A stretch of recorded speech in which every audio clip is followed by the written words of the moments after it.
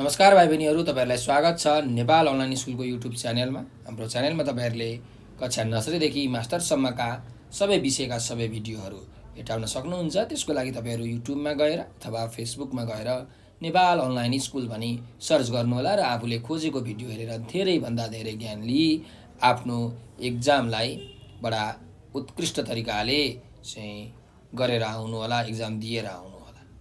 त सधैँ चाहिँ म कृष्णदास हजुरहरूको अगाडि उपस्थित भइसकेको छु र आज म तपाईँहरूलाई कक्षा 8 को नेपाली विषयको यो जुन पाठ 20 छ नेपाली संस्कृति, यो नेपाली संस्कृति भन्ने पाठ पढाउन गइरहेको छु। त जुन नेपालमा रहेका विभिन्न मानिसहरूले, विभिन्न जातिहरूले मनाउने चाड पर्वहरू छन्, तिनीहरूको बोली व्यवहार छ, तिनीहरूको जीवनशैली छ, तिनीहरू भनेका के हुन् त हाम्रा नेपाल देशको सम्पत्ति हुन्, संस्कृति हुन्। त त्यसकै विषयमा यो पाठ हामी पढ्न गइरहेका छौँ र यसको विषयमा हामी पाठ सकिएपछि मजाले छलफल पनि गर्नेछौँ। पहिला यो पाठ हामी पढौँ है। ल, नेपाल हिमाल, पहाड र तराईको विविधताले भरिएको सुन्दर बगैँचा हो। बगैँचामा रङ्गीचङ्गी फुलहरू रहे झैँ यहाँ धेरै जात जाति बस्छन्। यहाँ रङ्गी बिरङ्गी चराचुरुङ्गीहरूका मिठा गीत जस्तै धेरै किसिमका भाषा छन्। अनेकौं मठ मन्दिर, गुम्बा, मस्जिद र गिर्जाघर छन्। यहाँ अनेकौं चाड पर्व, रीतिरिवाज र प्रचलनहरू छन्। अनेकौं मुहानबाट निस्केका पवित्र नदी जस्तै यहाँ अनेकौं परम्परा र मान्यता छन्। नेपाल विभिन्न जातिहरूको सङ्गम स्थल पनि हो। यसलाई विभिन्न जातका फुलको साझा फुलबारी पनि भनिन्छ। यहाँका यिनै विविधतामय समाजको जगमा नेपाली संस्कृतिको उदय भएको हो। त्यसैले नेपाली संस्कृति नेपाली समाजको असल व्यवहार, मान्यता र भावनाको एउटै स्वरूप हो। यसभित्र तमाम जात जाति, भाषाभाषी र धर्मावलम्बीहरूका विचार र भावना मिलेका छन्। रङै रङको सुन्दर सृष्टि इन्द्रेणी हो। त्यसै गरी विविध जाति, वेश र परम्पराको उपज नेपाली संस्कृति हो। इन्द्रेणीका हरेक रङको अलग्गै परिचय र विशेषता हुन्छ, तर पनि तिनीहरूको समन्वित एकता ती सबैलाई सजाउने नयाँ सिर्जना बनेको हुन्छ। नेपालमा अनेक जाति र तिनका भाषा, वेश र परम्परा छन्। ती सबैका साझा विशेषता हुन्, सँगै बाँचौँ र हाँसौँ भन्ने हो। त्यसैले विविधता बीचको एकता नेपाली संस्कृतिको मूल विशेषता हो। नेपाली संस्कृतिलाई 100 थरी बाजाबाट पैदा हुने एउटा मनोहर तालसँग पनि तुलना गरिन्छ। जसरी सनही, झुरमा, मादल, ढोलक आदिबाट कुनै मनोरम ताल निस्कन्छ, त्यसरी नै हामीबाट नेपाली संस्कृति जन्मन्छ। यो संस्कृति विकासको एउटै लक्ष्यमा लम्किएका करोडौँ नेपालीको एकता अभियान जस्तै छ। यसमा हरेक नेपालीको चौतर्फी विकास गर्ने महान उद्देश्य समेटिएको छ। वास्तवमा नेपाली संस्कृति रङ्गी बिरङ्गी फुलहरूले भरिएको फुलबारीको सौन्दर्य हो। फुलबारीमा सयपत्री, गुलाब, कमल, बेली, चमेली, जाई, जुही आदि हुन्छन्। फुलबारीलाई सयपत्रीले मात्र सुन्दर बनाएको होइन र चमेलीले मात्र चम्काएको पनि होइन। त्यो फुलबारी सजाउन सबै किसिमका फुलको साझा सहयोग छ। त्यस्तै नेपाली संस्कृति सबै नेपालीको चाहिँ समुन्नति चाहने साझा भावना हो। यो भावना पारस्परिक सद्भाव, सहयोग, सुसम्बन्धबाट मौलाएको छ। त्यसैले नेपाली संस्कृतिमा जिउँदाको जन्ती र मर्दाको मलामी उखान सार्थक भएको छ। मैत्री, करुणा र क्षमा नेपाली संस्कृतिका मूल मन्त्र हुन्।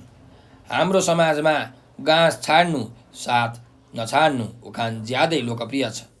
हामी कसैलाई पराई ठान्दैनौँ, सबैलाई आफन्त नै ठान्छौँ। हामी धर्मका नाममा कुनै झगडा गर्दैनौँ। यहाँ मन्दिरले मस्जिदको रिस गर्दैन भने गुम्बाले गिर्जाघरलाई गाली गर्दैन। यहाँ हिन्दू, बौद्ध, मुस्लिम, क्रिस्चियन जे भए पनि हामी आपसमा हातेमालो गर्छौँ।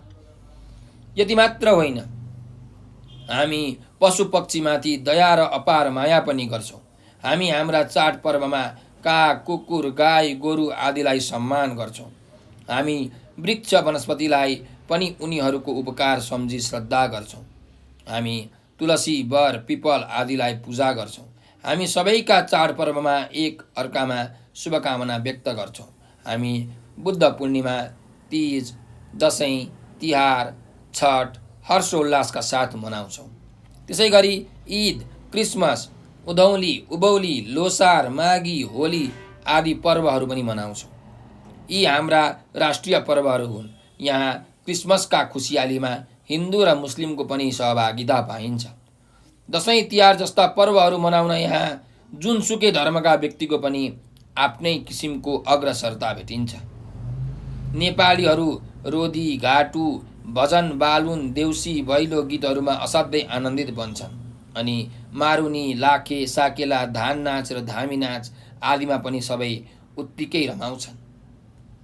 यसरी यहाँ जुनसुकै राष्ट्रिय पर्व अपार हर्षका साथ मनाइन्छ। त्यसै गरी हाम्रो नेपाली संस्कृतिमा सत्यको प्रशंसा गरिन्छ। हाम्रा पौराणिक र लोककथामा सत्यवादीको आखिरमा कल्याण भएको बताइन्छ। हाम्रो समाजमा असल कामको कदर र सम्मान गरिन्छ। यहाँ असल मनसायले काम गर्दा गल्ती हुन गए क्षमा पनि गरिन्छ। परोपकार र समाजसेवा नेपाली संस्कृतिका आधारभूत पक्षहरू हुन्। हामी हाम्रो आश्रयमा आएका पाहुनालाई स्वागत गर्छौँ। पाहुनालाई देवता सरह ठानी सत्कार गर्छौँ। आपतमा परेकाको उद्धार गर्नु हाम्रो पहिलो कर्तव्य हुन्छ। हामी परोपकारी भावनाबाट प्रेरित भएर पार्टी, पौवा, चौतारो बनाउँछौँ। मठ, मन्दिर, पुल, धर्मशाला र धारो निर्माण गर्छौँ। हामी आफ्नो सम्पत्ति समाज सेवामा अर्पण गर्न सधैँ लालायित हुन्छौँ। अनाथालय, वृद्धाश्रम आदि सामाजिक संस्था स्थापना गर्नुलाई हामी ठुलो सौभाग्य ठान्छौँ। हाम्रो संस्कृतिमा दानलाई महान कार्य मानिन्छ। हाम्रा वेद आदि पुराना ग्रन्थहरूमा पनि दानवीरहरूको गौरव गान पाइन्छ। सबैको कल्याण, समृद्धि, एकता, समता र सेवामा नेपाली संस्कृतिको जग अडेको छ। त्यसैले नेपाली संस्कृति शिष्ट, सभ्य र सुसंस्कृत आचरण तथा परम्परामा आधारित छ। यसमा केही विकृति पक्ष घुसेको देखिन्छ। केही कालसम्म यसलाई छुवाछुत प्रथा र महिला शक्तिलाई उपेक्षा गर्ने प्रवृत्तिले गाँजेको थियो। अहिले नेपाली संस्कृति यस्ता कुप्रथाबाट मुक्त हुँदै गएको छ। गरिब र असहायलाई हेप्ने, नोक्कर बनाउने सामन्तवादी सोचबाट यो मुक्त भएको छैन। अझै हाम्रो समाजमा हाम्रा राम्रा परम्परा र संस्कृतिलाई भुलेर पराईको संस्कृतिलाई आँखा चिम्लेर पछ्याउने केही छन्। नेपाली संस्कृतिलाई यस्तो विकृतिबाट मुक्त पार्न नेपाली समाजमा जागरण पैदा गर्नुपर्छ। त्यसो भएमा नेपाली संस्कृति सदैव निर्मल र अनुकरणीय बन्नेछ। सेवा, सहकार्य, समानता, सद्भाव नेपाली संस्कृतिका जग हुन्।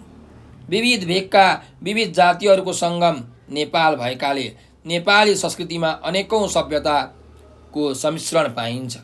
यसमा विविधतासहितको एकता, पारस्परिक मेलमिलाप, जातीय सद्भाव, सहिष्णुता आदि पक्षको समन्वय भेटिन्छ।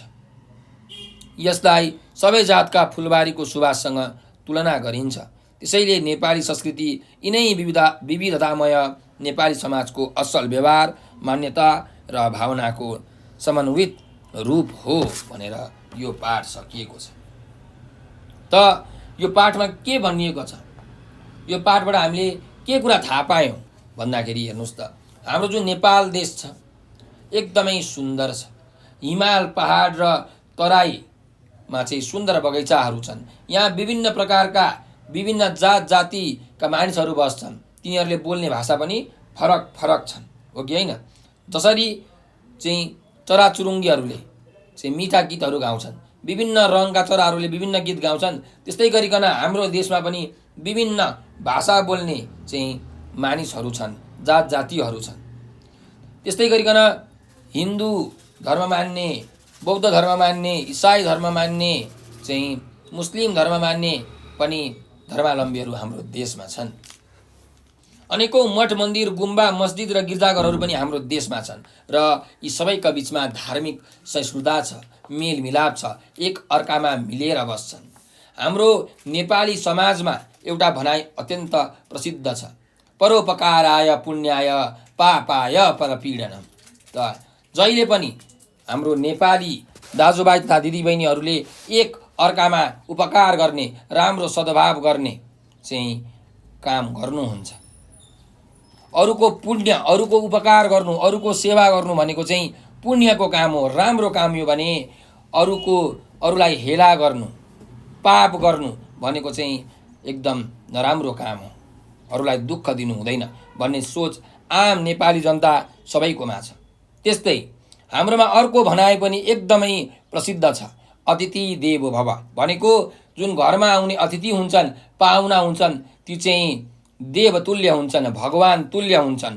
हामीले अतिथिलाई चाहिँ भगवान सरह सम्मान गर्छौँ। घरमा आएपछि तपाईँहरूले नमस्कार भनेर स्वागत गर्नुहुन्छ, चाहिँ के कस्तो त तपाईँको सन्चो बिसन्चो सोध्नुहुन्छ, चाहिँ अनेक प्रकारका विभिन्न प्रकारका व्यञ्जनहरू बनाएर, खानेकुराहरू बनाएर तपाईँले खुवाउनुहुन्छ। त यसरी अतिथिहरूलाई चाहिँ भगवान सरह हामीले आदर सम्मान गर्ने बानी छ। यो हाम्रो नेपाली संस्कृति हो। त्यस्तै गरिकन हाम्रो नेपाल देशमा विभिन्न प्रकारका जात जातिका मानिसहरू बस्छन्। तिनीहरूले मनाउने चाड पर्वहरू पनि बेग्ला बेग्लै छन्। कसैले दसैँ तिहार मनाउँछन्, कसैले माघी सङ्क्रान्ति मनाउँछन्, कसैले ईद मनाउँछन्, कसैले क्रिसमस मनाउँछन्। त सबै मानिसहरू एक अर्काको चाडपर्वमा खुसियाली बाँड्ने काम गर्छन्। यहाँ कसैले कसैलाई हेप्ने काम हुँदैन। सबैजना सद्भावका साथ मिलेर बस्ने काम गर्छन्। त्यस्तै हाम्रो देश नेपालमा विभिन्न प्रकारका बाजाहरू छन्, लोक बाजाहरू छन्। सनही, झुरमा, मादल, दमाहा, पञ्चे बाजाहरू छन्, सारङ्गी छ। त जसरी यी बाजाहरू बजाउँदाखेरि जस्तो आवाज निक्लिन्छ, त्यस्तै हामी सबै नेपालीहरूको मनमा एउटै आवाज निक्लिन्छ कि हामी नेपाली हो। अनेकतामा पनि एकता छ। यति धेरै जात जातिका मानिसहरू जुन छन् हाम्रो देशमा, यी बिच पनि एकता छ। हामी एउटै हौँ भन्ने चाहिँ भावना छ। यो भावना पारस्परिक सद्भाव, सहयोग र सुसम्बन्धबाट चाहिँ मौलाएको हो। त्यस्तै गरिकन अर्को पनि एउटा भनाइ छ, नेपाली समाजमा एकदम प्रचलित भनाइ छ, जिउँदाको जन्ती मर्दाको मलामी भनेपछि मानिसहरू चाहिँ एक अर्कालाई एकदमै धेरै सहयोग गर्छन्। जिउँदो हुँदाखेरि कसैको बिहेमा जन्ती जानु पर्यो भने सबै मानिसहरू एकत्रित भएर भेला भएर चाहिँ रमाइलो गर्दै विभिन्न बाजा गाजाका साथ चाहिँ धुमधामसँग अरूको चाहिँ खुसीमा आफू पनि खुसी हुन्छन्, खुसी व्यक्त गर्छन्, आनन्द बाँड्छन्। त्यस्तै कोही मान्छेको देहावसान भयो, मृत्यु भयो, मरण भयो भने सबैजना शोक सन्तप्त हुन्छन्, शोकमा डुब्छन्, अरूको दुःखलाई आफूसँग बाँड्छन्। यस्तो भावना कहाँ पाउनु? यो नेपाल देशबाहेक अरू देशमा एकदमै बिरलै पाइन्छ। त यो हाम्रो देश नेपालमा चाहिँ विभिन्न संस्कृतिहरू छन्। यी संस्कृति भनेको हाम्रो देशको धरोहर हो, हाम्रो सम्पत्ति हो। यिनीहरूले नै हामीलाई चिनाएका छन्। हाम्रो देश विश्व सामु चिनिएको छ। त्यसैले हामीले यिनीहरूको संरक्षण गर्नुपर्छ, हाम्रो संस्कृतिको जगेर्ना गर्नुपर्छ भन्ने शिक्षा पनि हामी यस पाठबाट पाउँछौँ। त भाइ बहिनीहरू, अब हामी यस पाठमा रहेका शब्द अर्थतिर हेरौँ है। ल हेर्नुहोस्, पहिलो शब्द छ धर्मावलम्बी। धर्मावलम्बी भनेको के हो त? चाहिँ विभिन्न धर्महरू मान्ने व्यक्तिहरू, धर्मका अनुयायीहरूलाई हामी भन्छौँ धर्मावलम्बी। ठिक छ। अर्को जाउँ, इन्द्रेणी भनेको छ त घाम र पानी एकैचोटि चाहिँ आउँदा, एकैचोटि पर्दाखेरि के देखिन्छ त? आकाशमा 7वटा विभिन्न रङहरू देखिन्छ होइन, एकदम धनुष आकारको हो। त्यसलाई हामी के भन्छौँ? इन्द्रेणी भनेर भन्छौँ। त 7वटा रङ्गको चाहिँ धनुष आकारको एउटा समूह अथवा इन्द्र धनुष भनेको के हो त? इन्द्रेणी हो। अर्को जाउँ, ताल भनेको छ।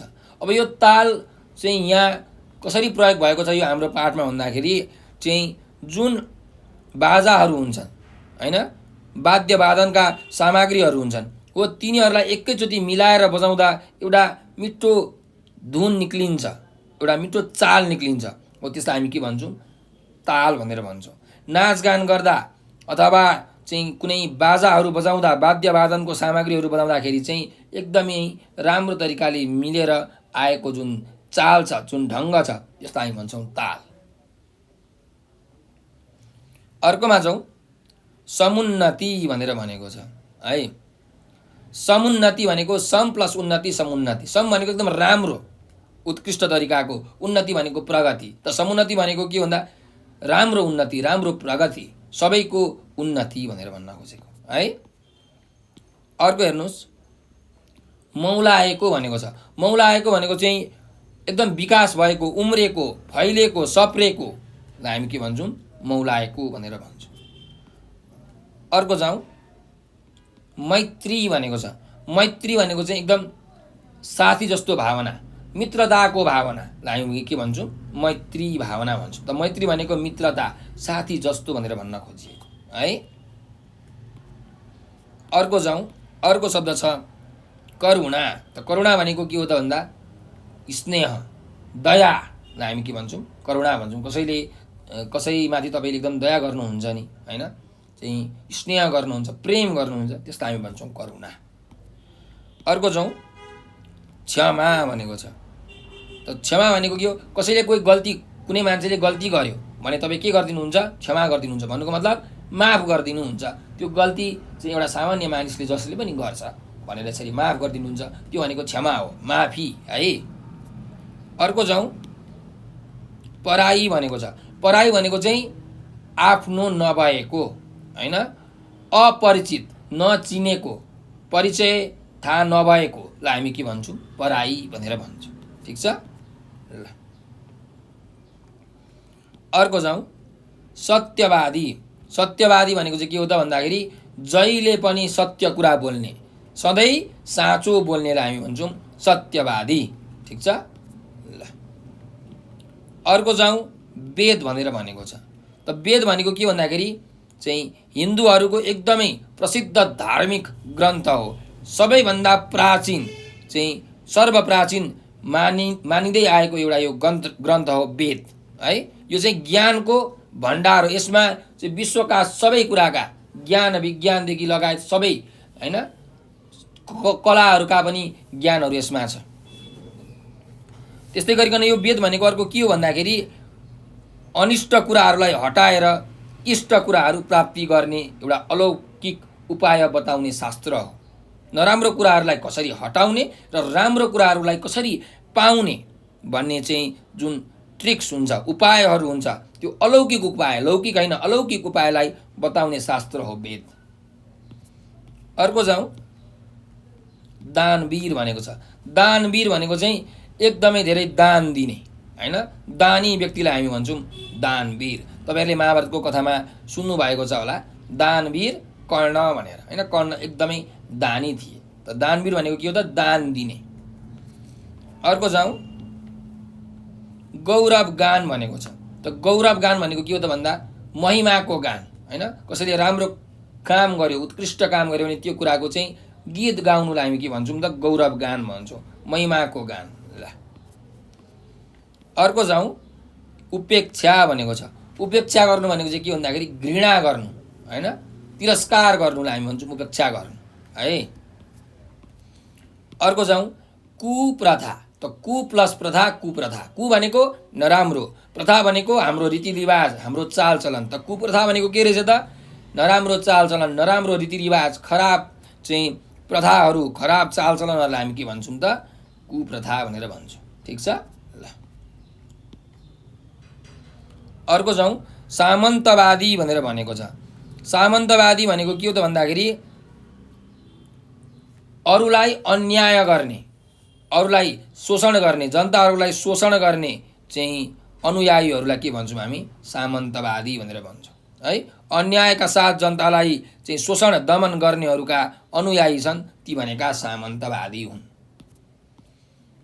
अर्को छ जागरण भन्ने शब्द। जागरण भनेको जगाउने काम है, चेतना दिने काम, हामी के भन्छौँ, चेतना जगाउने काम है, यसलाई हामी भन्छौँ जागरण। अर्को हेर्नुहोस्,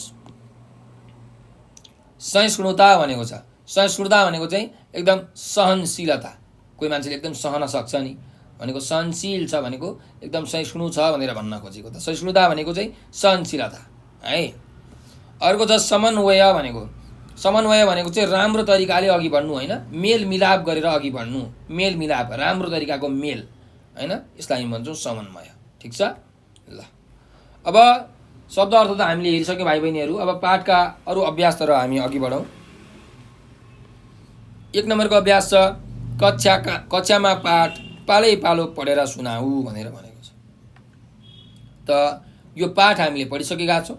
तपाईहरूले पनि आफ्नो कक्षामा आफ्नो शिक्षकहरूलाई, आफ्नो साथीभाइहरूलाई, त्यस्तै घरमा आफ्नो दाजुदिदीहरूलाई, बुवा आमाहरूलाई चाहिँ यो पाठ पढेर सुनाउनु होला है। ल अर्को जाउँ। 2 नम्बरको अभ्यास छ 1 वाक्यमा उत्तर भन भनेर। अब 1 वाक्यमा हामीले उत्तर भन्नुपर्ने छ होइन, एकदमै छोटो मिठो उत्तर। ल हेरौँ। क नम्बरको प्रश्न छ नेपाल कस्तो बगैँचा हो भनेर भनेको छ। त नेपाल हिमाल पहाड र तराईको विविधताले भरिपूर्ण भएको सुन्दर बगैँचा हो। कस्तो बगैँचा हो अरे? नेपाल चाहिँ हिमाल पहाड र तराईको विविधताले भरिपूर्ण भएको सुन्दर बगैँचा हो। यसरी उत्तर लेख्नु है। अर्को जाउँ। नेपाली संस्कृतिलाई कस्तो तालसँग तुलना गरिन्छ भनेर भनेको छ। त नेपाली संस्कृतिलाई चाहिँ 100 थरी बाजाबाट पैदा हुने एउटा मनोरम तालसँग तुलना गरिन्छ। नेपाली संस्कृतिलाई 100 थरी बाजाबाट निक्लने पैदा हुने एउटा मनोरम तालसँग तुलना गरिन्छ। अर्को प्रश्नमा जाउँ। घाँस छाड्नु साथ नछाड्नु उखानको तात्पर्य के हो भनेर भनेको छ। त यसको तात्पर्य के हो भन्दाखेरि सङ्कटको बेलामा कुनै पनि मित्रलाई नछाड्नु, दुःख परेको बेलामा चाहिँ मित्रता नतोड्नु भन्नु चाहिँ यो उखानको के हो त तात्पर्य हो। घाँस छाड्नु साथ नछाड्नु। ल अर्को जाउँ। नेपाली संस्कृतिका मूल मन्त्र के हुन् भनेर भनेको छ। त हामीले पाठमा पढिसकेका छौँ। नेपाली संस्कृतिका मूल मन्त्र जम्मा 3टा छन्। के हो? नेपाली संस्कृतिका मूल मन्त्र मैत्री, करुणा र क्षमा हुन् है। ल अब अर्को प्रश्नमा जाउँ। हामी वृक्ष वनस्पतिलाई किन श्रद्धा गर्छौँ भनेर भनेको छ। त हामी किन चाहिँ रुखहरूलाई एकदम श्रद्धा आस्था गर्छौँ भनेर भनेको छ, आस्था राख्छौँ। किनकि वृक्ष वनस्पतिले हामीलाई जीवन दिएका छन्। उनीहरूको चाहिँ जुन हावा छ त्यो हावाबाट हामी बाँचेका छौँ। त यसको उत्तर के लेख्न सकिन्छ त भन्दा वृक्ष वनस्पतिहरूको उपकारहरूलाई सम्झेर हामी तिनीहरूलाई श्रद्धा गर्छौँ। यसरी 1 वाक्यमा तपाईँहरूले छोटो उत्तर लेख्न सक्नुहुन्छ है। अब अर्को प्रश्नमा जाउँ। हामी कस्तो गल्तीलाई क्षमा गर्छौँ भनेर भनेको छ। त कस्तो गल्तीलाई क्षमा गर्छौँ? त हामी असल मनसायले, राम्रो भावनाले काम गर्दा गल्ती भएमा त्यस्ता गल्तीलाई क्षमा गर्छौँ। के अरे? हामी असल मनसायले, राम्रो दृष्टिकोणले, राम्रो भावनाले काम गर्दा गल्ती भएमा क्षमा गर्छौँ। यसरी लेख्नु है। अर्को प्रश्न छ हामी कुन कुन पर्वमा शुभकामना व्यक्त गर्छौँ भनेको छ। त नेपालमा त विभिन्न जात जातिहरू छन्। तिनीहरूले चाहिँ अनेक प्रकारका पर्वहरू बनाउँछन्। ती सबै पर्वहरूमा हामी शुभकामना व्यक्त गर्छौँ हो। त तपाईँले पर्वहरूको नाम लेख्नु होला। अब सबै पर्वको नाम लेख्न चाहिँ सम्भव छैन, जति आउँछ त्यति लेख्नु होला। त हामी दसैँ, तिहार, छठ, बुद्ध पूर्णिमा, क्रिसमस, उधौली, उभौली, लोसार, माघी, होली होइन, ईद यस्ता पर्वहरूमा, यस्ता चाडपर्वहरूमा शुभकामना व्यक्त गर्छौँ भनेर यसरी लेख्न सक्नुहुन्छ। ठिक छ ल। अब अर्को प्रश्नमा जाउँ। नेपाली संस्कृतिमा पाहुनाको कस्तो स्थान छ भनेर भनेको छ। त मैले तपाईँलाई अघि भनिसकेँ कि अतिथि देवो भव। अतिथि भनेको पाहुना, देवो भनेको देव, भगवान होइन। त भव भनेको देवतुल्य हुन्छन् भनेर भन्न खोजेको। त अतिथिलाई चाहिँ भगवानको स्वरूप मानिन्छ। त्यसैले नेपाली संस्कृतिमा पाहुनाको कस्तो स्थान छ? नेपाली संस्कृतिमा पाहुनाको चाहिँ देवताको जस्तो स्थान छ भनेर यसरी हामी लेख्न सक्छौँ। ठिक छ ल। अर्को अभ्यासमा जाउँ। 3 नम्बरको अभ्यास। ठिक उत्तरमा ठिक चिन्ह लगाऊ भनेको छ। अब हामीलाई यहाँ प्रश्नहरू सोधिएको छ र तिनीहरूको चाहिँ 4वटा विकल्प दिएको छ, अप्सन्सहरू दिएको छ। त कुन चाहिँ अप्सन ठिक हो, कुन चाहिँ विकल्प सही हो, त्यसमा हामीले ठिक चिन्ह लगाउनु पर्ने छ। त हेरौँ, पहिलो प्रश्न छ नेपाली संस्कृतिको मूल विशेषता के हो भनेर भनेको छ है। मूल विशेषता हामीले हेर्नु पर्यो। अमा छ अनेकतामा एकता, अर्कोमा छ पश्चिमी संस्कृतिको सहयोग, अर्को छ 100 थरी बाजाको एउटै ताल, त्यस्तै अर्को छ सबै जातको फुलबारी। त नेपाली संस्कृतिको मूल विशेषता के हो, यो चाहिँ हामीले पाठको आधारमा लेख्नुपर्ने छ है। यहाँ त के हो, अनेकतामा एकता है। अनेकतामा एकता भनेको चाहिँ नेपाली संस्कृतिको मूल विशेषता हो कि अनेकता भनेको चाहिँ धेरै जातिहरू छन् तर तिनीहरूमा के छ त, हामी एउटै हौँ भन्ने भाव छ, एकताको भावना छ। त त्यही भएर अनेकतामा एकता। अर्कोमा जाउँ, केलाई सबै जातको फुलबारीको सुवाससँग दाज्न सकिन्छ भनेर भनेको छ हैन। जुन फुलबारी हुन्छन्, फुलबारीहरूमा त विभिन्न प्रकारका फुलहरू हुन्छन्, तिनीहरूले मिठो सुवास सुगन्ध छरिरहेका हुन्छन्। त केलाई सबै जातको फुलबारीको सुवाससँग दाज्न सकिन्छ भनेर हामीलाई प्रश्न छ है। अमा नेपाली संस्कृति, आमा नेपाली जात जाति, इमा परोपकार र क्षमादान र अर्को इमा जिउँदाको जन्ती। त भन्नुहोस् त केलाई चाहिँ सबै जातको फुलबारीसँग हामीले फुलबारीको सुवाससँग सुगन्धसँग चाहिँ तुलना गर्न सक्छौँ भन्दा तर हामीले नेपाली जात जातिसँग चाहिँ यो सबै जातका फुलबारीको सुवाससँग दाज्न सक्छौँ है, नेपालमा भएका जात जातिहरूलाई। अर्को जाउँ, घाँस छोड्नु साथ नछोड्नु उखानको आशय के हो भनेर भनेको छ। त घाँस छोड्नु साथ नछोड्नु। अमा छ सङ्कटमा पनि मित्रता नछाड्नु, आमा छ जस्तै अवस्थामा पनि खान नछाड्नु, इमा छ खाने मामिलामा साथीको वास्ता नगर्नु, अर्कोमा छ खान पाइन्छ भने मित्रता पनि तोड्नु। त के हो भन्नुहोस् त, घाँस छोड्नु साथ नछोड्नु उखानको आशय। यसको आशय चाहिँ के भन्दाखेरि सङ्कटमा परेको बेलामा चाहिँ आफ्नो मित्रलाई नछोड्नु, मित्रता चाहिँ नतोड्नु भनेर भनेको है त। त्यही भएर यो सुरुको चाहिँ तपाईँले ठिक चिन्ह लगाउनु पर्यो सुरुमा है त। ल अब अर्को प्रश्नमा जाउँ, अर्को अभ्यासमा जाउँ। 4 नम्बरको अभ्यास चाहिँ हेर्नुहोस्, हामीलाई यहाँ प्रश्नहरू सोधिएको छ। यी प्रश्नहरूको चाहिँ हामीले उत्तर लेख्नुपर्ने छ। त 2 लाइन 3 लाइन 4 लाइन होइन, संक्षिप्त उत्तर तपाईँले लेख्नुपर्ने हुन्छ। त हेरौँ, चराचुरुङ्गीको बोलीसँग नेपालका के कुरालाई दाज्न सकिन्छ भनेर भनेको छ। त तपाईँले यसको उत्तर यसरी लेख्न सक्नुहुन्छ कि नेपालमा विभिन्न जात जातिका मानिसहरू बसोबास गर्छन् र तिनीहरूले चाहिँ विभिन्न प्रकारका भाषाहरू बोल्छन्। त उनीहरूले बोलेको भाषाहरूलाई चाहिँ चराचुरुङ्गीको बोलीसँग दाज्न सकिन्छ। यसरी हामीले उत्तर लेख्न सक्छौँ। ठिक छ। ल अर्को प्रश्नमा जाउँ, नेपाललाई किन सबै जातको फुलबारी भनिएको हो भनेर भनेको छ। त नेपालमा चाहिँ अनेक प्रकारका जात जातिका मानिसहरू बसोबास गर्छन्। नेपालीहरू यहाँ विविध भेगबाट आएर बसोबास गरेका छन्। यहाँ अनेकौँ जात जाति, भाषाभाषी, धर्म तथा संस्कृति मान्ने मानिसहरूको सुन्दर मेलमिलाप रहेको छ। नेपालीहरू कहिल्यै जात, धर्म र संस्कृतिको आधारमा झगडा गर्दैनन्। फुलबारीको शोभा बढाउन अनेक फुलहरूको आवश्यकता पर्छ भन्ने हामीलाई थाहा छ। फुलबारीलाई एउटै फुलले मात्र कहिले पनि शोभा दिन सक्दैन।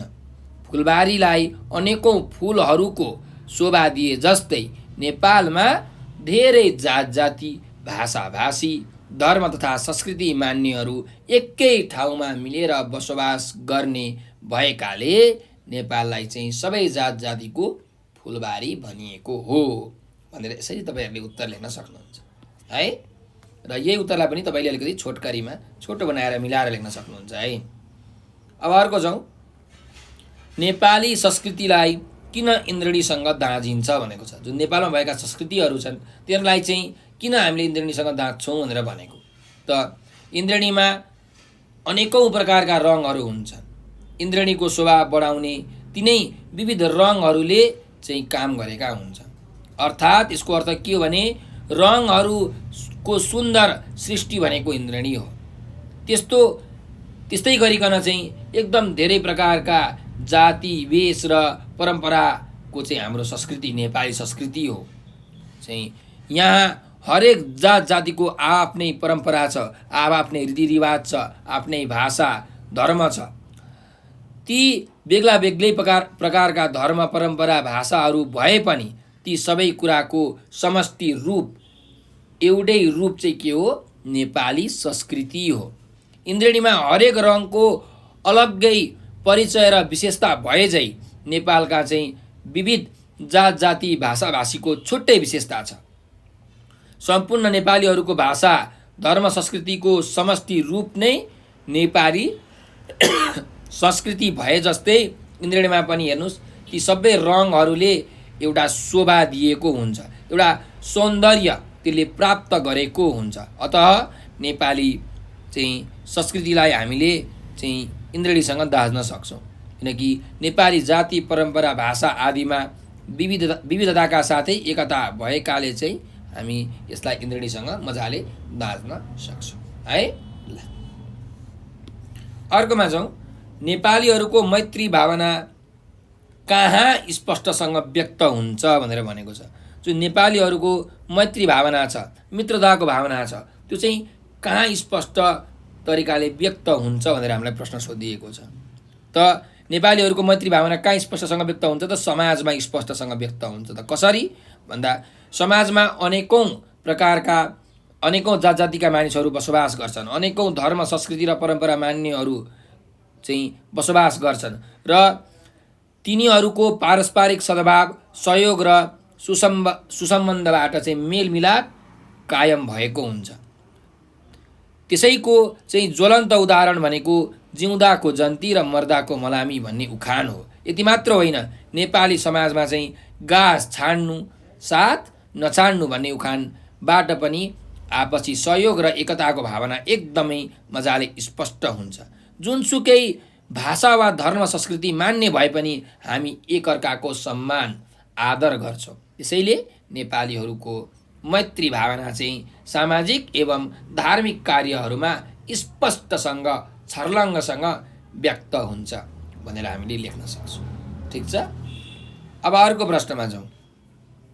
नेपाली संस्कृतिलाई अनुकरणीय बनाउने पक्षहरू के हुन् भनेर भनेको छ।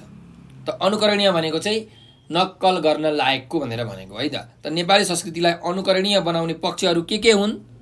त नेपाली संस्कृतिलाई अनुकरणीय बनाउने धेरै पक्षहरू छन् हैन। चाहिँ सबैलाई आफन्त ठान्ने, धर्मका नाउँमा झगडा नगर्ने, पशुपन्छीमाथि चाहिँ एकदमै धेरै दया र माया गर्ने, त्यस्तै गरिकन विभिन्न प्रकारका चाडपर्वहरू यो तीज, दसैँ, तिहार, छठ, ईद, क्रिसमस, उधौली, उभौली, लोसार यी सबै चाडहरूलाई चाहिँ राष्ट्रिय पर्वका रूपमा मनाउने, एक अर्काप्रति चाहिँ हर्ष प्रकट गर्ने, चाहिँ सत्यको प्रशंसा गर्ने, असल कार्यको कदर र सम्मान गर्ने, असल मनसायले काम गर्दा यदि गल्ती भयो भने त्यो गल्तीलाई क्षमा दिने, यी पक्षहरूले चाहिँ नेपाली संस्कृतिलाई के गरेका छन् त एकदमै अनुकरणीय बनाएका छन्। ठिक छ। तपाईले यसरी उत्तर लेख्न सक्नुहुन्छ। अर्को जाउँ। नेपाली समाजमा दानवीरको गौरवगान किन गरिन्छ भनेर भनेको छ। त दानवीरका जुन गौरवगान छ हामी किन गर्छौँ भनेर भनेको। त परोपकार समाजमा सेवा नेपाली संस्कृतिका धरोहर हो है। अरूको परोपकार गर्नु भनेको चाहिँ हाम्रो के हो त धर्म हो। यसका लागि त्यागको आवश्यकता पर्दछ। बिना त्याग र परोपकार बिना त्याग त परोपकार हामीले गर्न सक्दैनौँ। त्यसैले परोपकार गर्नको लागि त्याग चाहिन्छ र परोपकार भनेको समाज सेवा हो, अरूको उपकार हो, अरूको हित हो। आपद विपदमा परेकाहरूलाई उद्धार गर्ने परोपकारी भावनाबाट चाहिँ प्रेरित भएर हामीले पार्टी, पौवा, चौतारी, मठ, मन्दिर, पुल, पुलेसा, धर्मशालाहरू, धारोहरू निर्माण गर्छौँ। यी सबै परोपकारी भावनाका परिणामहरू हुन्। यस्तै अनाथालयहरू, वृद्ध आश्रमहरू जस्ता सामाजिक संस्थाहरूको स्थापना गरेर समाजमा चाहिँ हामीले सेवाको काम गरेका छौँ र यस्ता सेवाको काम गर्न हामी सदैव रेडी रहन्छौँ, तत्पर रहन्छौँ।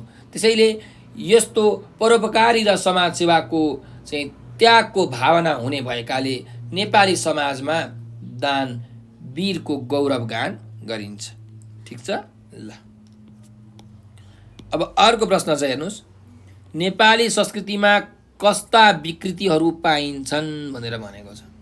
त नेपाली संस्कृतिमा कस्ता कस्ता विकृतिहरू, नराम्रा कुराहरू पाइन्छन्, त यसरी उत्तर लेख्न सक्नुहुन्छ कि परोपकार र त्यागको भावना भेटिने नेपाली संस्कृतिमा धेरै प्रकारका विकृतिहरू छन्।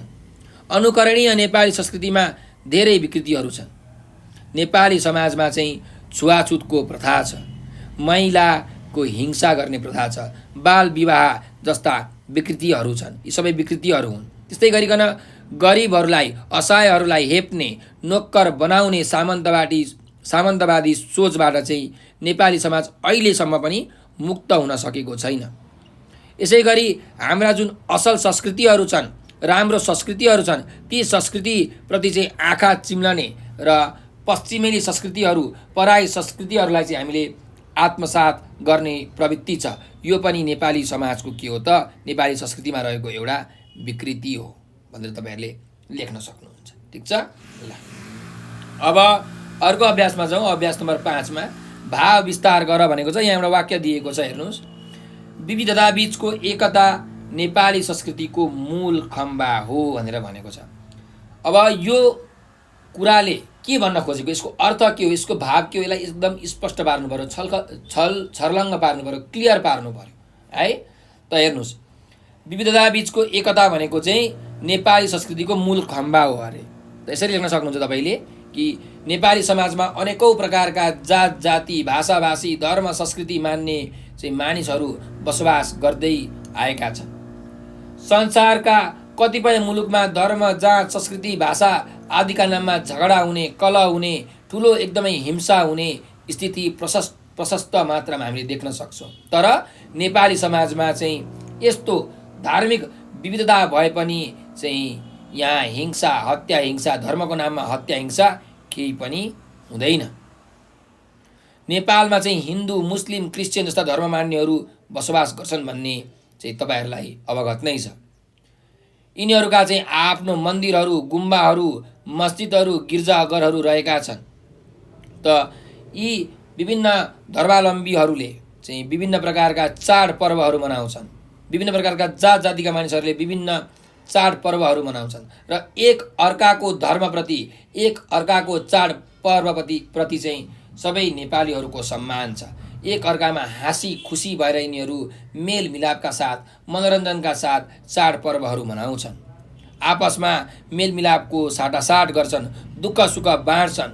नेपाली समाज विविधतामय भए पनि संस्कृतिको चाहिँ एकता यहाँ कायम नै छ। नेपालीहरू जात जाति, भाषा भाषी, धर्म, संस्कृति आदिका आधारमा फुट्ने होइन, टुट्ने होइन, एकबद्धता भई हैन, एकताबद्ध भई बाँच्न चाहन्छन्। यस्तो विशिष्ट नमुना चाहिँ हाम्रो देश नेपालमा मात्रै भेटिन्छ। यहाँ अनेकतामा एकता छ हो। त्यही भएर यो विविधता बीचको एकता नै नेपाली संस्कृतिको के हो त, मूल खम्बा हो, दरो चाहिँ खम्बा हो, दरो जरा हो भनेर हामीले भन्न सक्छौँ। ठिक छ ल। अब अर्को चाहिँ प्रश्नमा जाउँ। हेर्नुहोस्, नेपाली संस्कृतिका मुख्य विशेषता के हुन् वर्णन गर भनेको छ। त हामीले अघिदेखि यही विषयमा छलफल गरिरहेका छौँ। त हामीले एकदमै धेरै व्याख्या विश्लेषणहरू चाहिँ गरिसकेका छौँ। त्यही पनि एकचोटि सुन्नुहोस् कि नेपाली संस्कृतिका मुख्य विशेषताहरू के हुन् भन्दा, नेपाली संस्कृतिका थुप्रै अनेकौं विशेषताहरू छन्। नेपालमा विविध भेगबाट आएका विविध जातिहरूको बसोबास रहेको छ। नेपाललाई विविध जातका फुलको साझा फुलबारीका रूपमा लिने गरिन्छ। यहाँका यिनै विविधतामय समाजको जगमा नेपाली संस्कृतिको उदय र विकास भएको पाइन्छ। नेपाली संस्कृतिभित्र तमाम जात जाति, भाषा भाषी र धर्मावलम्बीहरूका विचार र भावना मिलेका छन्। यो नेपाली संस्कृतिको मूल विशेषता हो, प्रमुख विशेषता हो। नेपालमा अनेक जाति र तिनका भाषा, भेष र परम्परा भए पनि साझा विशेषताका रूपमा सँगै बाँचौँ र हाँसौँ भन्ने भावनालाई नेपालीहरूले आत्मसात गरेका छन्। वास्तवमा नेपाली संस्कृति सबै नेपालीको समुन्नति चाहने एउटा साझा भावनाका रूपमा चाहिँ विकसित भएको पाइन्छ। यहाँ पारस्परिक सद्भाव, सहयोग र सुसम्बन्धको भावना सबैमा आएको छ, छाएको छ। करुणा, मैत्री, क्षमा जस्ता भावहरू नेपाली संस्कृतिका मूल मन्त्रकै रूपमा रहेका छन् र यिनलाई नेपालीहरूले आत्मसात गर्दै आएका छन्। परोपकार र समाजसेवा नेपाली संस्कृतिका एकदमै अनुपम उदाहरणहरू हुन्। आफ्ना घरमा आश्रय आएका पाहुनाहरूलाई सत्कार गर्ने, पाहुनाहरूलाई देवता तुल्य ठान्ने, पार्टी, पौवा, चौतारो, मठ, मन्दिर, पुल, पुलेसा, धर्मशाला, धारूहरूको निर्माण गरी परोपकारको उदाहरण पेश गर्ने, अनाथालय, वृद्धाश्रम बनाई चाहिँ अरूको सेवा गर्ने काम नेपालमा एकदम प्रचलित छ। जसले असल काम गर्छ त्यसको प्रशंसा गर्नु र दानवीरको गौरवगान गर्नु पनि नेपाली संस्कृतिको विशेषता नै हो। यिनै विविध विशेषताका कारणले गर्दाखेरि नेपाली संस्कृति विश्व मानव समुदायमा चाहिँ अनुकरणीय बनेको छ भनेर हामीले मजाले लेख्न सक्छौँ। यिनीहरूको विशेषताहरूलाई चाहिँ व्याख्या विश्लेषण गर्न सक्छौँ। ठिक छ ल, त यो हाम्रो बोध र अभिव्यक्तिको अभ्यास सकिसकेको छ। अब हामी शब्द भण्डारको अभ्यासतिर अघि बढौँ भाइ बहिनीहरू। यहाँ हेर्नुहोस् 7 नम्बरको चाहिँ अभ्यासमा के छ भने तलका समावेशक शब्द समावेश्य शब्दको जोडा मिलाऊ भनेको छ। त यहाँ 2 प्रकारका शब्दहरू छन्, एउटा समावेशक शब्द, अर्को समावेश्य शब्द।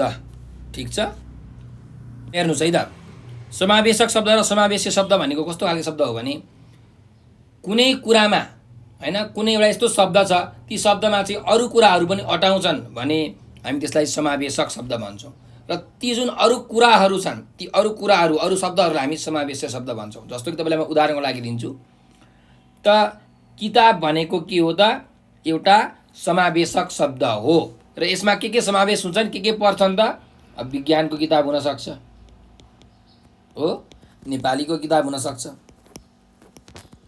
सामाजिकको किताब हुन सक्छ, गणितको किताब हुन सक्छ, हो कि होइन।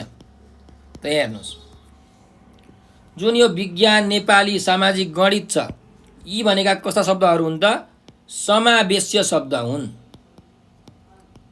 कस्ता शब्द हुन्? समावेश्य। किनकि यी शब्दहरू चाहिँ किताब भन्ने शब्दमा के हुन्छन् त समावेश हुन्छन्, त्यही भएर यी शब्दहरूलाई समावेश्य शब्द भनिन्छ।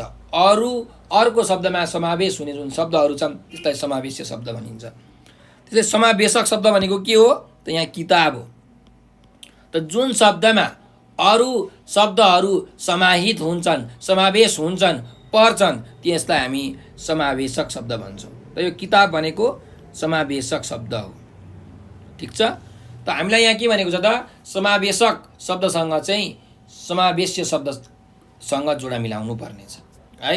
त यहाँ हेरौँ उदाहरणको लागि यहाँ दिएको छ त बाजा भनेको छ, त बाजामा के पर्छ? मादल हो। बाजा भनेको समावेशक शब्द हो, चाहिँ मादल भनेको समावेश्य शब्द हो। अर्कोमा जाउँ है त यहाँ। अब फुल छ, फुलमा के पर्छ? चमेली पर्छ हैन। चमेली भनेको त एक प्रकारको फुल हो नि त हैन। त्यसैले फुल भनेको समावेशक, चमेली भनेको समावेश्य शब्द है। ल अर्को जाउँ, नेपाल भनेको छ, त नेपालमा के पर्छ त भन्नुस् त नेपालमा के पर्छ हेर्नुस् त हिमाल, पहाड, तराई पर्छ। त्यही भएर यो नेपाल चाहिँ तराईसँग हामीले जोडा मिलाउनु पर्यो। त नेपाल भनेको समावेशक, तराई भनेको चाहिँ समावेश्य है, किनकि तराई त नेपालमा हुन्छ नि त हैन। अर्को जाउँ, नाच। नाचभित्र के पर्छ त लाखे नाच पर्छ। यहाँ हेर्नुहोस् यी लाखेसँग जोडा मिलाउनु पर्यो। लाखे भनेको एक प्रकारको नाच हो, यो समावेश्य शब्द हो र नाच भनेको चाहिँ समावेशक शब्द हो। अर्कोमा जाउँ, धर्म। त धर्म यहाँ के छ त बौद्ध धर्म, हिन्दू धर्म, क्रिस्चियन धर्म, इस्लाम धर्म हैन। त धर्म यहाँ तपाईँले जोडा मिलाउनु पर्यो हिन्दूसँग। हिन्दू भनेको एउटा धर्म हो है। त धर्म भनेको समावेशक, हिन्दू भनेको समावेश्य शब्द। अर्को जाउँ, वृक्ष। अब वृक्षमा के पर्छ त यहाँ? पिप्पल, बकैना हैन, इप्पिल चाहिँ बर यस्ता वृक्षहरू पर्छन्, रुखहरू पर्छन्। त पिप्पल भनेको वृक्ष हो। त्यसैले वृक्ष भनेको समावेशक शब्द, पिप्पल भनेको चाहिँ समावेश्य शब्द है। ल अब यहाँ एउटा काग भन्ने शब्द चाहिँ एक्स्ट्रा छ, अतिरिक्त छ। यो चाहिँ तपाईँहरूलाई झुक्क्याउनु दिएको हो, तपाईँहरू नझुक्किनु होला। अर्को जाउँ चाहिँ अर्को अभ्यास छ तलका शब्दको अर्थ बताऊ भनेको छ। अब यहाँ हामीलाई शब्दहरू दिएका छन्, यी शब्दहरूको अर्थ के हो हामीले बताउनु पर्नेछ। त हेरौँ, तपाईँले चाहिँ आफ्नो कापीमा लेख्नु होला है त। विविधतामय भनेर भनेको छ। त विविधतामय भनेको के हो त भनेको अनेक, धेरै प्रकारका, हैन, अनेक प्रकारकालाई चाहिँ हामी के भन्छौँ विविधतामय भनेर भन्छौँ। ठिक छ। अर्को जाउँ धर्मावलम्बी। धर्मावलम्बी भनेको के हो त, जुन धर्मको पालना गर्ने हुन्छन्, धर्मका अनुयायी भनेको चाहिँ के हुन् त धर्मावलम्बी हुन् है। धर्मका पालकहरू, धर्म पालना गर्नेहरू, धर्मका अनुयायीहरूलाई हामी धर्मावलम्बी भन्छौँ। अर्को जाउँ तमाम भनेको छ। तमाम भनेको चाहिँ के हो त भए जति सबै, हैन, सम्पूर्ण चाहिँ आम जनता भन्छौँ नि हामी, त आम भए जति सबै सम्पूर्ण भनेको चाहिँ के हो त तमाम हो। अर्को जाउँ प्रशंसक भनेको छ। प्रशंसक भनेको के हो त प्रशंसा गर्ने, अरूको गुणको तारिफ गर्नेलाई हामी भन्छौँ प्रशंसक। त्यस्तै अर्को शब्द छ समृद्धि। समृद्धि भनेको चाहिँ उन्नति, प्रगति भनेको समृद्धि हो। अर्को हेर्नुहोस् सङ्गम भनेको छ। सङ्गम भनेको चाहिँ कुनै कुराहरू मिल्ने ठाउँलाई हामी भन्छौँ सङ्गम। मिल्ने ठाउँ अथवा सम्मिलन भनेको चाहिँ सङ्गम हो। ल अब अर्को अभ्यासमा जाउँ। अर्थ खुल्ने गरी वाक्यमा प्रयोग गर भनेर भनेको छ। त यहाँ हामीलाई शब्दहरू दिएको छन्, यिनीहरूको अर्थ खुल्ने गरी हामीले चाहिँ वाक्यमा प्रयोग गर्नुपर्नेछ। त हेर्नुहोस् सुवास भनेको छ। सुवास भनेको एकदम मिठो वासना, मिठो सुगन्ध भनेर भनेको है त। सुवासको हामीले के अर्थ, के वाक्य बनाउन सक्छौँ भन्दा बगैँचामा भएका फुलहरूबाट मिठो सुवास आइरहेको छ, यसरी वाक्य बनाउन सकिन्छ। अर्को जाउँ दानवीर भनेको छ। भनेको एकदम दान गर्ने, हैन, त दानी व्यक्तिलाई दानवीर भनिन्छ।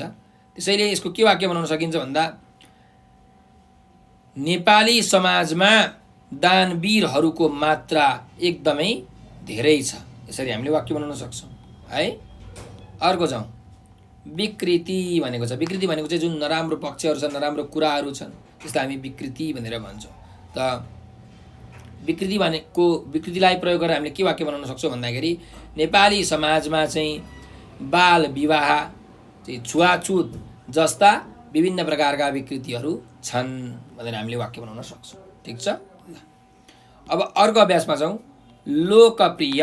लोकप्रिय भनेको लोक भनेको संसार, विश्व, प्रिय भनेको एकदम प्यारो। त लोकप्रिय भनेको चाहिँ संसारमै प्यारो, सबैलाई एकदम प्यारो लाग्ने, प्रिय लाग्ने, राम्रो लाग्ने भनेको लोकप्रिय हो। त लोकप्रियको के वाक्य बनाउन सकिन्छ भन्दाखेरि चाहिँ नारायण गोपालले धेरै प्रकारका लोकप्रिय गीतहरू गाउनु भएको छ, यसरी हामीले वाक्य बनाउन सक्छौँ। अर्को जाउँ समुन्नति भन्ने शब्द छ। समुन्नति भनेको सबैजनाको उन्नति, सबैजनाको भलाइ, प्रगतिलाई हामी समुन्नति भनेर भन्छौँ। त समुन्नतिको प्रयोग गरेर हामीले के वाक्य बनाउन सकिन्छ भन्दा हामीले आफ्नो देशको समुन्नतिमा एकजुट भएर लाग्नुपर्छ, यसरी हामीले वाक्य बनाउन सक्छौँ है। अर्को जाउँ अनुकरणीय। अनुकरणीय भनेको चाहिँ नक्कल गर्न लायकको, हैन, कपी गर्न लायकको, सार्न लायकको भनेर भनेको है अनुकरणीय भनेको। त यसको के वाक्य बनाउन सकिन्छ भन्दाखेरि नेपाली संस्कृति विश्व मानव समुदायका लागि अनुकरणीय बनेको छ, हैन, यसरी वाक्य बनाउन सक्छौँ। अर्को शब्दमा जाउँ इन्द्रेणी। त इन्द्रेणी भनेको चाहिँ जुन सप्तरङ्गीको समूह छ, घाम र पानी एकैचोटि परेको बेलामा जुन सातवटा रङहरू हामी देख्छौँ त्यसलाई हामी त्यो धनुष आकारको हुन्छ, त्यसलाई हामी इन्द्रेणी भन्छौँ।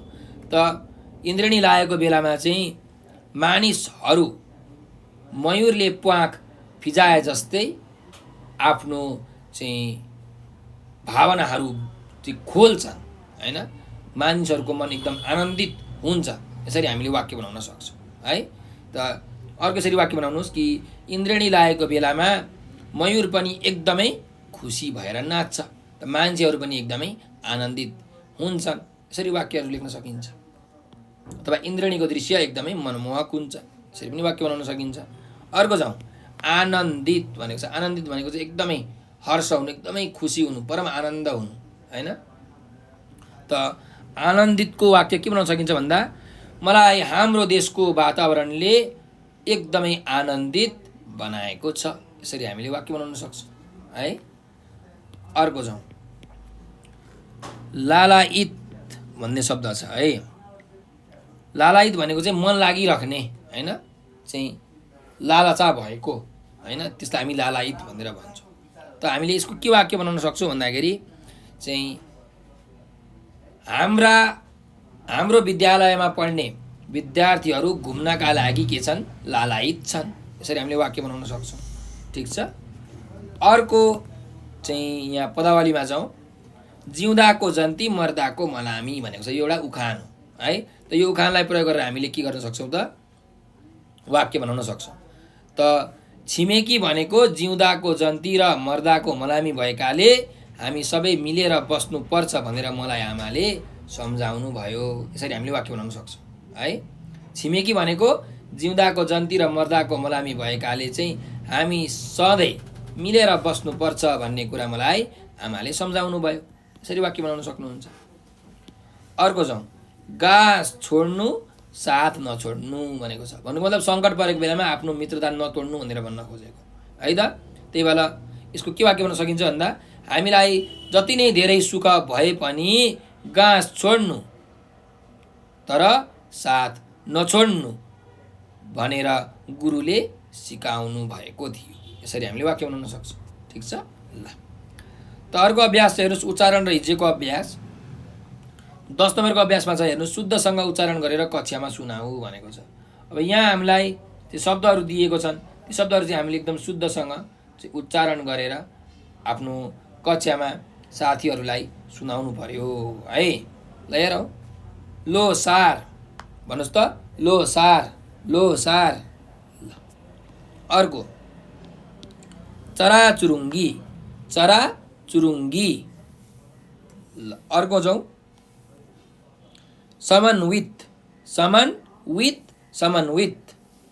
अर्को सुसम्बन्ध सुसम्बन्ध सुसम्बन्ध। अर्को सत्यवादी सत्यवादी सत्यवादी। सम्मिश्रण सम्मिश्रण सम्मिश्रण सम्मिश्रण। ल अर्को जाउँ, सहिष्णुता सहिष्णुता सहिष्णुता। अर्को आचरण आचरण। सार्वजनिक सार्वजनिक, उच्चारण गर्नु है म सँगसँगै, सार्वजनिक। ल अब 11 नम्बरको अभ्यास के छ हेर्नुहोस् त, बोलाइ र लेखाइको फरक बुझ भनेको छ। बोल्दाखेरि एक प्रकारले बोल्छौँ, लेख्दाखेरि अर्कै प्रकारले हामी लेख्छौँ। हेर्नुहोस् यहाँ, बोल्दाखेरि हामी संस्कृति भन्छौँ है, संस्कृति भनेर भन्छौँ, तर लेख्ने बेलामा संस्कृति लेख्छौँ, यसरी लेख्छौँ है। बोल्दाखेरि संस्कृति भन्छौँ। अर्को बोल्दाखेरि फुलबारी भन्छौँ, फुलबारी भन्छौँ, तर लेख्दाखेरि फुलबारी यसरी लेख्छौँ। बोल्दाखेरि एउटा भन्छौँ, तर लेख्दाखेरि एउटा लेख्छौँ हैन, एउटा लेख्छौँ, तर बोल्दाखेरि एउटा भनेर भन्छौँ नि हामी है। त्यस्तै बोल्दाखेरि चाड पर्व भन्छौँ, चाड पर्व, तर लेख्दाखेरि चाड पर्व भनेर लेख्छौँ, हो कि होइन। त्यस्तै गरिकन अर्को हेर्नुहोस्, बोल्दाखेरि अग्रसर भन्छौँ, अग्रसर हैन, अग्रसर, तर लेख्दाखेरि अग्रसर यसरी लेख्छौँ। त्यस्तै बोल्दाखेरि सत्यवादी भनेर लेख्छौँ, लेख्दाखेरि सत्यवादी लेख्छौँ है। त बुझ्नुहोस् है, लेख्दाखेरि अर्कै प्रकारले लेखिन्छ, बोल्दाखेरि अर्कै प्रकारले बोलिन्छ। त लेख्दाखेरि क्रिसमस भनेर लेख्छौँ, तर लेख्दाखेरि क्रिसमस लेख्छौँ है। बोल्दाखेरि पवित्र भनेर बोल्छौँ, लेख्दाखेरि पवित्र लेख्छौँ। त्यस्तै बोल्दाखेरि लक्ष्य भनेर भन्छौँ, लेख्ने बेलामा ल आदि छ अनि य लेख्छौँ, तर बोल्दाखेरि ल आदि च आदि छ य, लक्ष्य भनेर बोल्छौँ है। त्यस्तै बोल्दाखेरि धान नाच भन्छौँ, तर लेख्दाखेरि धान नाच लेख्छौँ। बोल्दाखेरि हर्षोल्लास भनेर लेख्छौँ, हर्षोल्लास। लेख्दाखेरि हर्षोल्लास भनेर लेख्छौँ, हर्षोल्लास भनेर लेख्छौँ है। बोल्दाखेरि विकृति भनेर लेख्छौँ यसरी, विकृति। बोल्दाखेरि चाहिँ विकृति, लेख्दाखेरि चाहिँ विकृति यसरी लेख्छौँ। हेर्नुहोस् त फरक कस्तो छ, बोल्दाखेरि र लेख्दाखेरि बेग्ला बेग्लै प्रकारको छ है। अब अर्को हेर्नुहोस् 12 नम्बरको अभ्यास छ, पाठको चौथो अनुच्छेद शिक्षकबाट सुनेर लेख भनेर भनेको छ। त पाठको मैले सबै अनुच्छेदहरू पढिसकेको छु। तपाईँहरूले भिडियोलाई अगाडि गर्नुहोला, भिडियो नहेरिकन सुनेर चाहिँ लेख्नु होला। यो तपाईँको लेखन अभ्यास हो है। यो सुनेर लेख्नुभयो भने तपाईँलाई के हुन्छ त, कसरी लेख्ने भन्ने कुरा थाहा हुन्छ। तपाईँले गल्ती गर्नुहुन्छ, गल्ती गरिसकेपछि तपाईँलाई थाहा हुन्छ कि कहाँ गल्ती भयो, कुन कुरामा मैले ह्रस्व लेख्नुपर्ने रहेछ, कुन शब्दमा मैले दीर्घ लेख्नुपर्ने रहेछ, कहाँ मैले चन्द्रबिन्दु लगाउनु पर्ने रहेछ।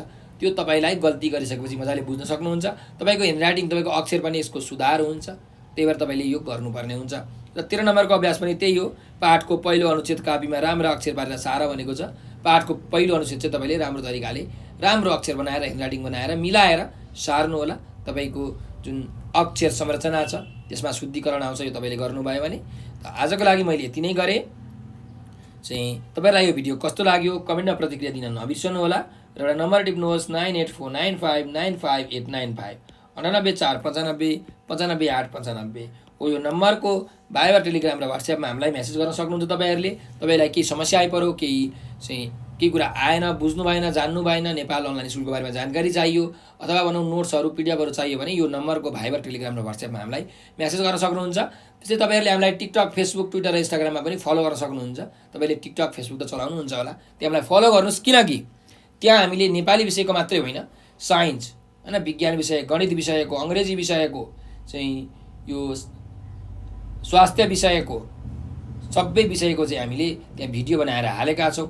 च्याप्टरका सोलुसनहरू हालेका छौँ। त्यस्तै जुन पुरानो तपाईँलाई क्वेसनहरू सोधेका छन्, ओल्ड क्वेसनका सोलुसनहरूको भिडियो बनाएर हालेका छौँ। त्यो भिडियो हेर्नुभयो भने तपाईँहरूले आफ्नो एक्जाममा एकदम राम्रो मार्क्स लिएर आउन सक्नुहुन्छ भने तपाईँहरूको ज्ञानमा पनि अभिवृद्धि हुन्छ, ज्ञान पनि बढ्छ है, तपाईँको कन्सेप्ट पनि क्लियर हुन्छ। त्यही भएर हामीले त्यहाँ चाहिँ फलो गरेर त्यो भिडियोहरू हेर्नु होला भनेर अनुरोध गर्दै म आज बिदा लिन चाहन्छु। हाम्रो भिडियोलाई चाहिँ लाइक, सब्सक्राइब र सेयर गर्न नबिर्सनु होला। तपाईँहरूले यो भिडियो अन्तिमसम्म हेरिदिनु भयो, त्यसको लागि हृदयबाट धेरै धेरै धन्यवाद छ। स्वस्थ रहनुहोस्, व्यस्त रहनुहोस्, मस्त रहनुहोस्।